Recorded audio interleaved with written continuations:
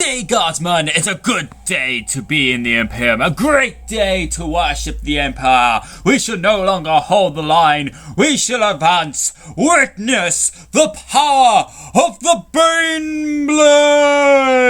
Hello everyone, Dave here, and I hope you enjoyed that intro. Yes, it is finally time to build the ultimate tank in the Imperial Guard roster, the Baneblade. Let's do this! Releasing 11 barrels of hell, all guardsmen follow the Baneblades to glory! The Baneblade is the primary and ultimate super heavy tank of the Astra Militarum, the Imperial Guard, and one of the largest and oldest arming fighting vehicles in service to the Imperial Armed Forces. The tank is a venerated standard template construct, STC for short, design, with 10 people needed to fully crew one. It is also the oldest STC design in existence. They are often used as command vehicles by the Imperial Guard commanders. Bristling with armaments, a Baneblade is less a tank and more of a rolling fortress, an unmissable icon of the Imperium's armoured supremacy. A single one of these super heavy war engines can serve as the mauled fist of an Astra Militarum offensive, or as an unsinkable linchpin of even the most desperate of defences. Possessed of overwhelming and versatile firepower, extremely thick armour, and a near infinitesimal power plant, the Baneblade has deployed in varied war zones throughout the galaxy. Wherever a Baneblade sees battle, it quickly becomes the centre of the battle line. Guardsmen and smaller tanks shelter in its colossal shadow, even as the ranks of the enemy flee from it in abject terror. The standard configuration Baneblade is a powerful main battle tank with no particular strength or weakness. It is best deployed in the role of heavy infantry support, where it can exchange both infantry waves with its heavy bolters and demolisher cannon, while at the same time push enemy armor with its mega battle cannon and las cannons.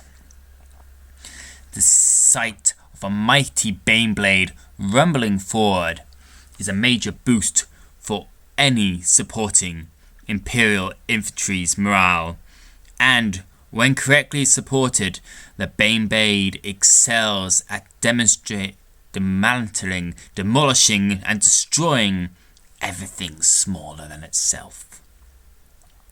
With its large array of guns, while crushing the remains of its enemies under its massive tracks. This combination of inspiring presence on the battlefield and tremendous capacity for destruction explains why the Baneblade is favoured as a command vehicle by regimental commanders and even members of the Imperial General Staff who decide to take to the field.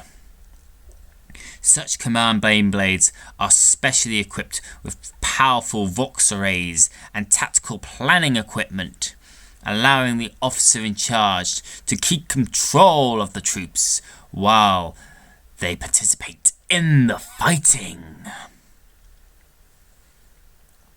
For all its might, however, there are occasions or heretical dogma that says that the Baneblade is not perfect, that it is slow, lacks maneuverability, and is a large target.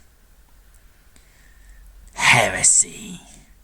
Baneblades are also not as effective when facing dedicated anti-armor vehicles due to the relative short range of the weaponry. A single tank hunter like a Lehman Rush Vanquisher can easily damage or even destroy a Baneblade long before it comes into range of the smaller tank. This is why the very adaptable chassis of the Baneblade has been modified and used over the millennia to create more defective variants, from the Shadow Sword Titan Killer, which forgoes almost all other weaponry to support a volcano cannon, to the Storm Lord Line Breeder tank, which gives up all anti-armor weaponry in favour of a Vulcan Mega Bolter, a great number of heavy bolters, and the capacity to transport an entire platoon of Imperial Guardsmen.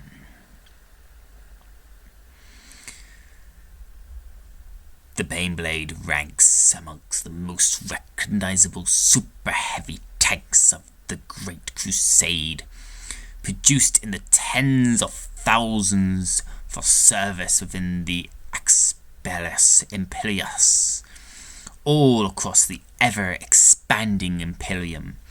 The majority of Baneblades were produced on Mars, and the Lords of the Red Planet hold the Mars-class vehicle as the intangible will of the machine god's vision, and it galed them with greatly that they come concerned over other Forge worlds producing their patterns. This is seen as heresy against the machine god and his will. To the untrained eye, the differences between the vehicles appear superficial, but the text priests of Mars preached otherwise, furthering that many schemes and schematics that have been developed between the various Forge worlds throughout the final decades of the Great Crusade. Regardless of its provenance, the Baneblade was a stoutly iron beast. Its iconic turret-mounted Baneblade cannon, the bane of countless foes over the millennium. Its armour near impregnable, and the many of those in the service of the elite Solar Axios have been upgraded to the Solar Sub-Pattern and fitted with explosive and decorative explosions and survival equipment to allow operation in the most hostile of environments. The Baneblade and its variants are among the oldest pattern of tanks still being used by the Imperial Guard in the 41st millennium. It is rumoured that in the past there are elite entire divisions of Baneblades in service to the Empire of Mankind, but that number is severely diminished at present. Like most of the advanced technologies available to the Imperium, there are two main patterns of Baneblade. The Lucius Prime, from the Forge world Lucius, and the permanent Mars pattern, still manufactured on Mars itself. The Lucius pattern Baneblade has a more heavily fortified chassis and a large amount of armor plates. It makes use of a more powerful engine to remain mobile. With this added weight, however, the vast majority of Baneblades available to the Imperium are and will be created in the forges of Mars. Every Baneblade made in the Imperium is inscribed with its own unique serial number and name, and all the records of the vehicle service and accomplishments in combat are religiously recorded on the forge world of that vehicle's construction. This Baneblade's name is Mons, piloted by Commander Harry Patch, known as serial number 0001. The first and only remaining Baneblade of the Lost Legion, said to have fought on the very planet Terra against Horus Lucupel and the traitor marines of the Horus Heresy. It is said that while the Empire and his sons ventured onto the vengeful spirit to face Horus, the Baneblade Mons laid waste to legions of traitor marines before disappearing into a warp storm shortly after the retreat of the traitor legions, like the rest of the forgotten Legion guardsmen. It's been lost to Imperial records. Occasionally it appears on the battle lines where the Lost Legion appear to fight for the Emperor, laying waste to heretics, xenos and mutants, wherever the need is greatest. Some say that it is not the same Baneblade Mons that appears on these battlefields, but rather a hallucination by the guardsmen fighting, or some trick of the warp that plays havoc on the mind. For all these rumors, however, the toll it takes on the enemy of mankind is great and deadly indeed. Wherever the Lost Legion goes, wherever the Baneblade Mons goes, the enemies of mankind know it and fear its power and its venerable status as the last surviving Baneblade of the Horus Heresy. For all its praise, however, there are continuing rumors of its destruction on countless battlefields. This seems once again to be a false and utter lie.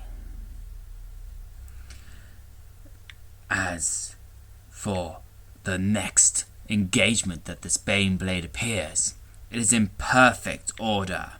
Not a scratch on it, not a fleck of dust or mis-scraped paintwork.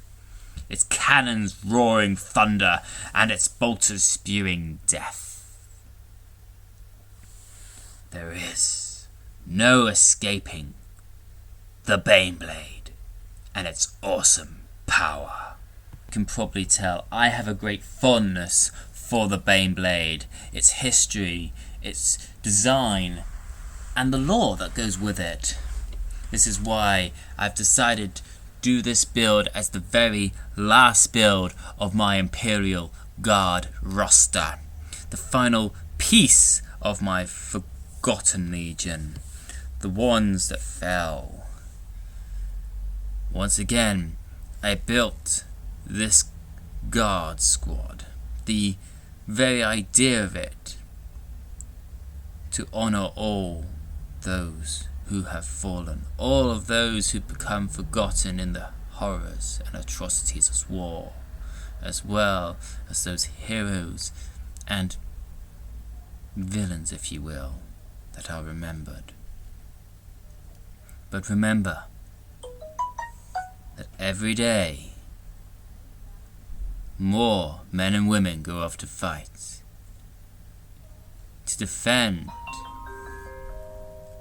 countries of their birth, the people that live there, and to maintain the freedoms that are given to them.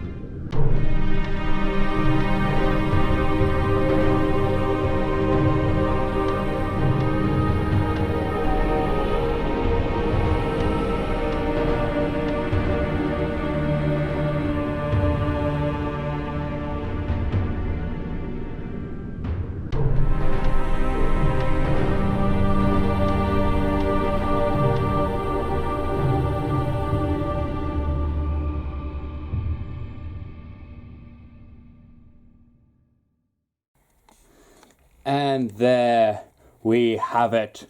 The Baneblade, all constructed, painted, and ready to bring destruction to the foes of mankind. I may still do a bit here, painting wise, off camera, but yes, there it is. The mighty Baneblade. Yeeps, ready to fire his Baneblade cannon, whichever direction is needed, with the las cannon supporting